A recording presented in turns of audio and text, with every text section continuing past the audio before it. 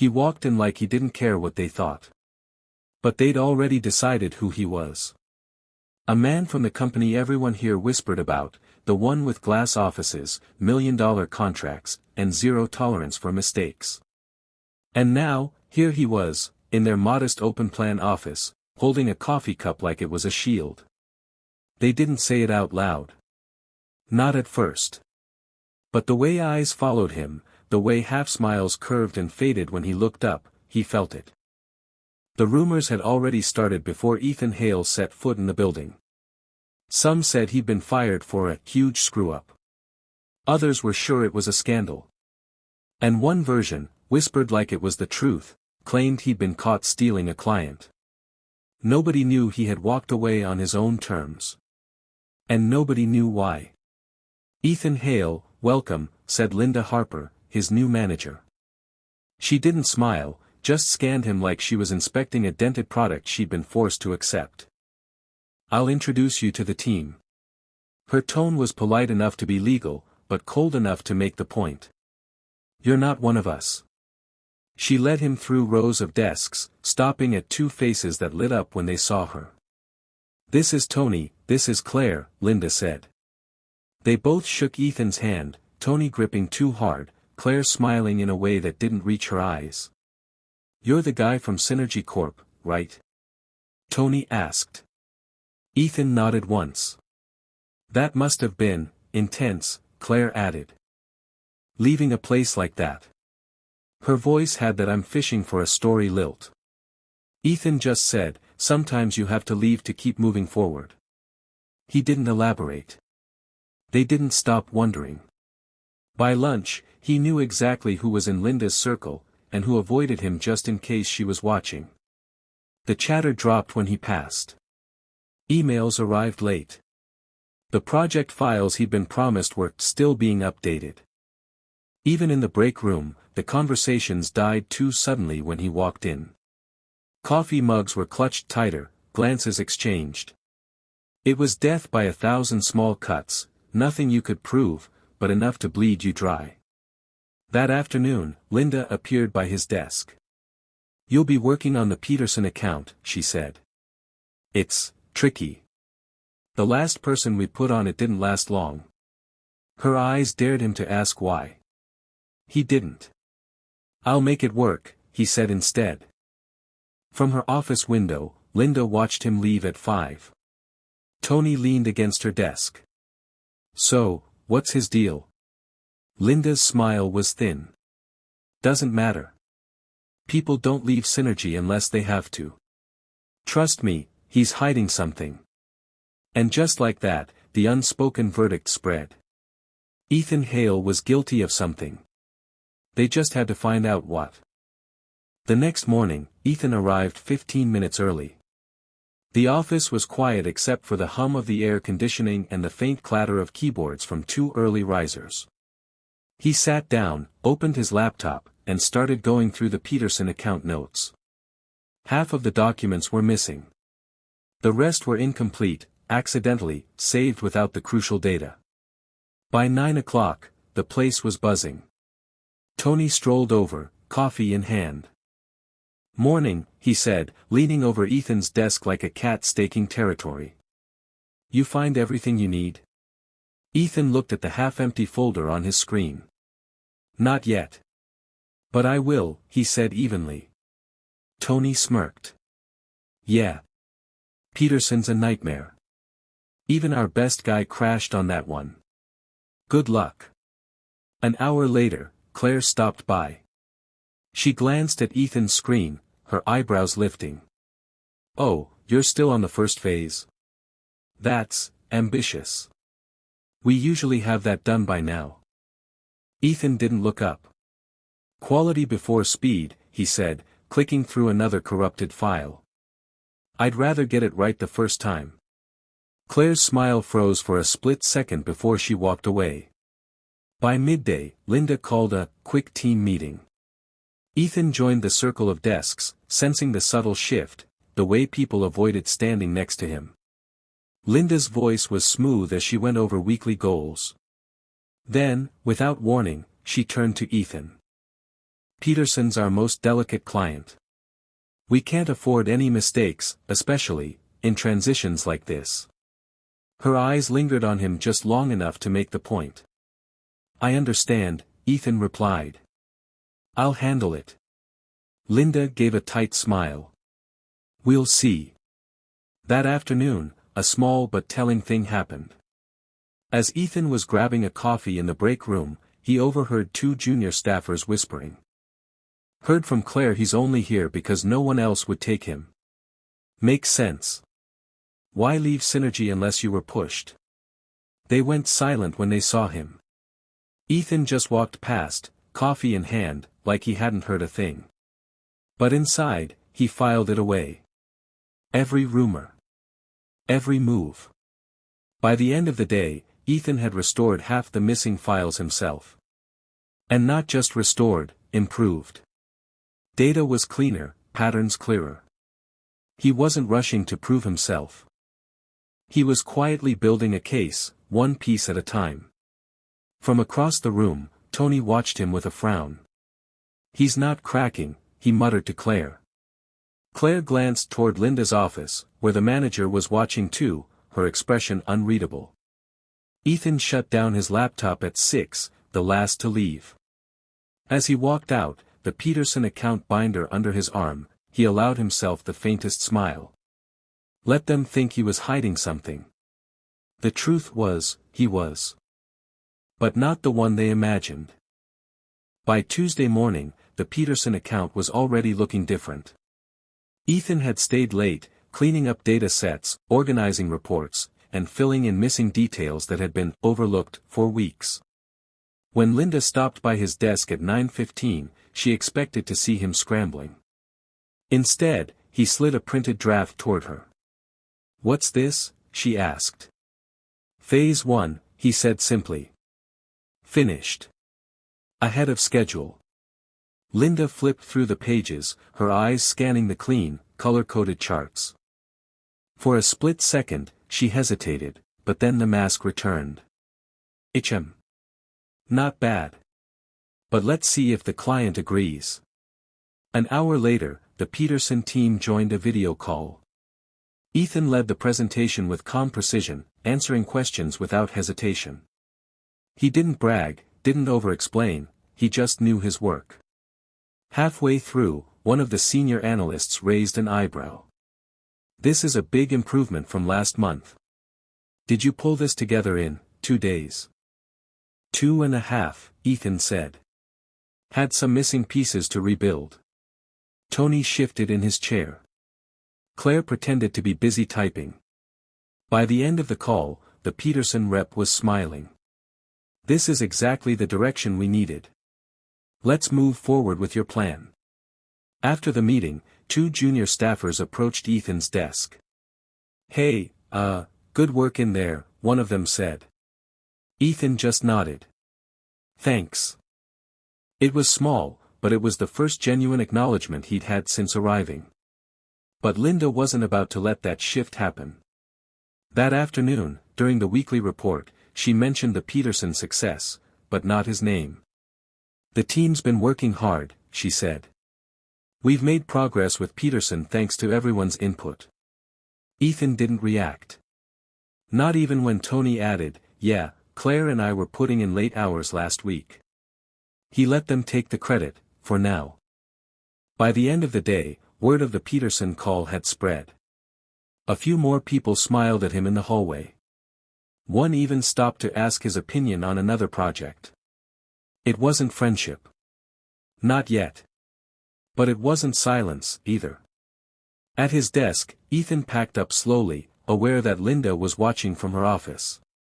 If she wanted to play the long game, fine. He'd played longer ones before. The rest of the week passed with quiet tension.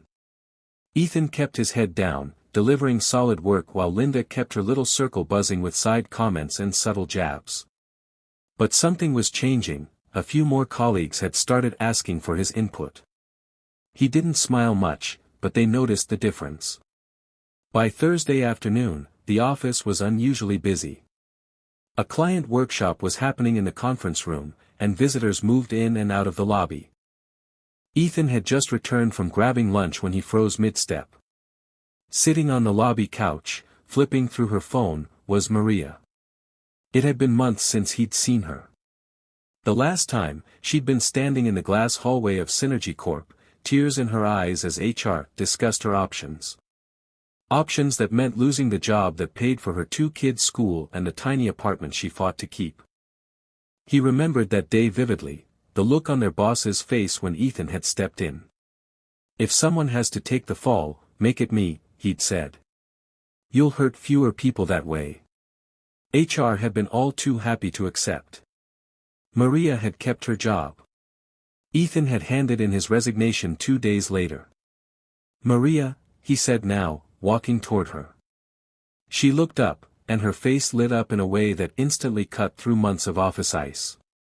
"Ethan. I didn't know you were here." She stood, giving him a quick, warm hug. "I'm meeting a client from upstairs." "What about you?" "New job," he said simply. "Different pace. Different culture." Maria smiled knowingly. "And how's that culture treating you?" Ethan gave a small shrug. "Let's just say, they're curious about me." They found a quiet corner near the coffee machine. Maria lowered her voice. "Are you still letting them think whatever they want?" "Not worth correcting yet," he replied. "They wouldn't believe the truth anyway." She studied him for a moment. "Still the same Ethan. Always letting people underestimate you until you decide it's time." Before they could talk more, Linda appeared in the hallway. She slowed her steps, her eyes narrowing slightly as she took in the scene, Ethan standing with an unfamiliar woman who clearly knew him well. "Friend of yours?" Linda asked, her voice polite but edged. "Former colleague," Ethan said. "Maria. She's just visiting." Linda nodded, but her gaze lingered on Maria a fraction too long before she walked away. Maria leaned closer. "She doesn't like you."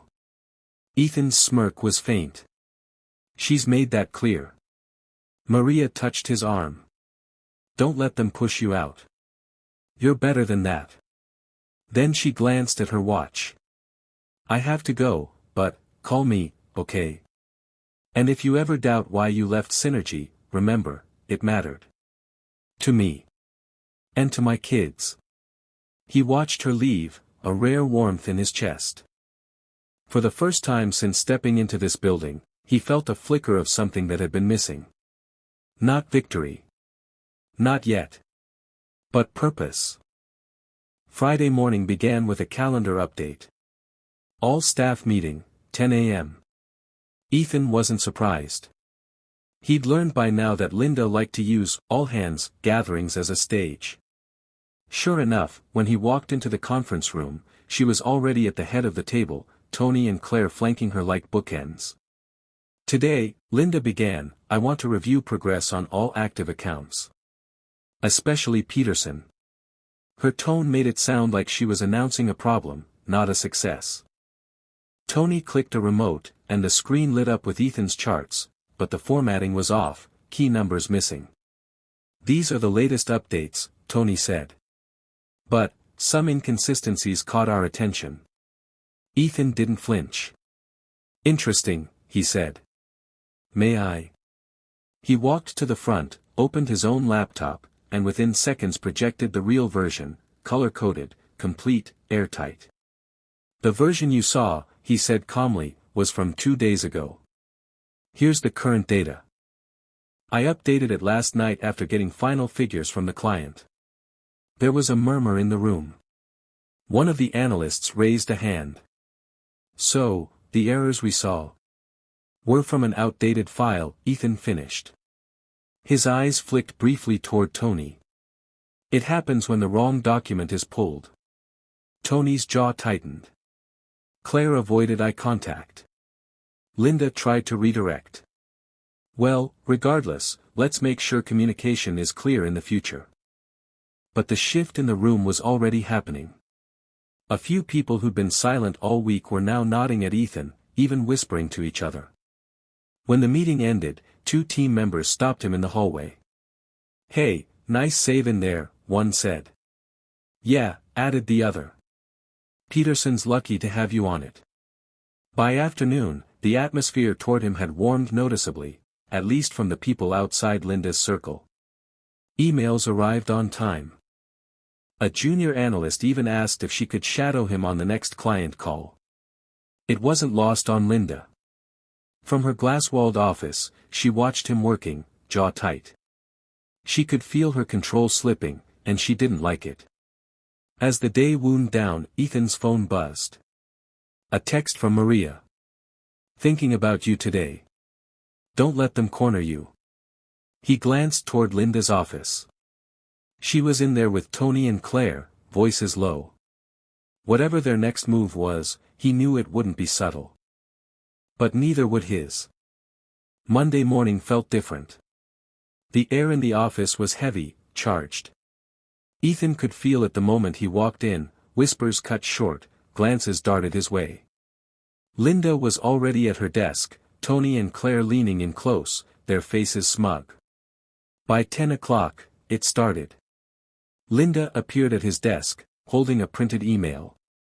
"Ethan," she said, loud enough for half the floor to hear, "care to explain why the Peterson account still hasn't received the Q3 projections?" According to Tony, they were due Friday. Ethan turned his chair slowly. "They got them Thursday. With confirmation. You can check the delivery report." Tony smirked. "Funny, because when I checked this morning, the shared folder was empty." "That's because you were looking in the wrong folder," Ethan said flatly. "The one marked, drafts. The final file is in, completed. Where it's been since Thursday at 4:37 p.m. A few desks away, someone stifled a laugh. Linda's smile was tight. "We can't afford miscommunication like this." "Miscommunication implies both sides are trying to communicate," Ethan replied, his voice even but sharp. "What's been happening here is sabotage."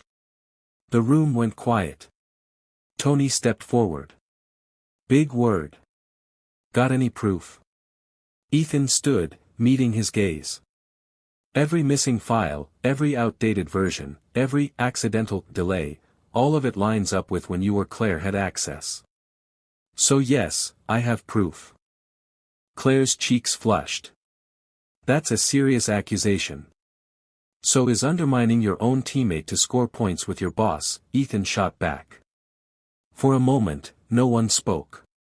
Then Linda's tone turned icy. "Maybe you're just not fitting in here, Ethan. Maybe Synergy knew what they were doing when they let you go. And that was it, the crack that let the truth slip through." "I left Synergy," Ethan said, voice rising, "because someone there made a mistake that would have cost her job, her home, and her kid's future. I took the blame so she could keep it. And I'd do it again. That's the kind of fit I am." The room shifted. Chairs creaked. People looked at each other, and for the first time, not at him with suspicion, but with something closer to respect. From the back, one of the senior analysts spoke up. "That's not the kind of person we push out. That's the kind we keep." Linda's jaw tightened. "This conversation is over." "Agreed," Ethan said, sitting back down. "It's time to get back to work." The office was unusually quiet the rest of the day after the confrontation. People worked, but their eyes kept flicking toward Ethan's desk, not with suspicion this time, but with an unspoken acknowledgement. A few even stopped by to ask about the Peterson account, offering real collaboration instead of thinly veiled tests. Linda stayed in her office, blinds half drawn, only emerging for short, clipped conversations with Tony and Claire. They avoided Ethan entirely. By the end of the day, Ethan knew something had shifted. Not everyone liked him. That was fine. But now, they saw him. As he packed up, one of the senior analysts approached. "You know," she said quietly, "most people would have just kept their head down and left. What you did, not many would take that kind of heat for someone else." Ethan shrugged. "Some things are worth the hit." She smiled faintly. If you ever need someone in your corner here, you've got one. Outside, the late autumn air was sharp, the sky fading into steel gray. He was halfway to his car when he heard someone call his name. Ethan. He turned, and there she was. Maria, crossing the street with a determined stride, her coat wrapped tight against the wind. "I heard what happened," she said as she reached him, a little out of breath. "One of your co-workers messaged me. Said you finally told them why you left Synergy." Ethan raised an eyebrow. News travels fast. Maria smiled, not the polite kind, but the one he remembered from long ago, when they'd share coffee in the break room before the day got messy. "I just wanted to say, thank you. Again. I know I've said it before, but—" "You don't have to," he began. "Yes, I do." She stepped closer. "When you took the blame, I thought you'd hate me for it. But you didn't. You gave me a chance to keep my job, to keep my kids in school. I've built something since then because of you." They walked together toward the small park across from the office. The wind carried the scent of wet leaves, the grass still damp from a morning rain. Maria sat on a bench, looking out at the bare trees. "You know, my son's old enough now to understand what happened. I told him last month about the man who saved my job. You should have seen his face. He said, that's what real heroes do." Ethan chuckled softly. "Hero's a big word." "It fits," she said. For a while, they just sat there, the noise of the street fading into the background. Then Maria spoke again. "So, what happens now? Are you going to stay here?" Ethan considered it. "Maybe. Things are changing. People are starting to see past the rumors." "And Linda?" Maria asked. "She'll either adjust or she won't. Either way, I'm not going anywhere just because it's uncomfortable." Maria smiled. "That's the Ethan I know." Before they stood to leave, Maria hesitated. "I don't know if you've realized it yet, but what you did back then, it wasn't just about saving my job. You proved something to yourself. That you can walk away from the safest path and still be okay. Maybe even better." Ethan looked at her, the weight of the past year settling in. "Maybe. Or maybe I just got lucky." "No," she said firmly. "You earned it." Back at his car, Ethan opened the door, then paused. "Maria, maybe we should catch up properly. Dinner? My treat. No work talk." She grinned. "I'd like that." As she walked away, he felt something he hadn't in months, the quiet certainty that, no matter what came next, he'd made the right choices. The rumors hadn't broken him. The whispers hadn't defined him. And the truth, his truth, had finally been heard.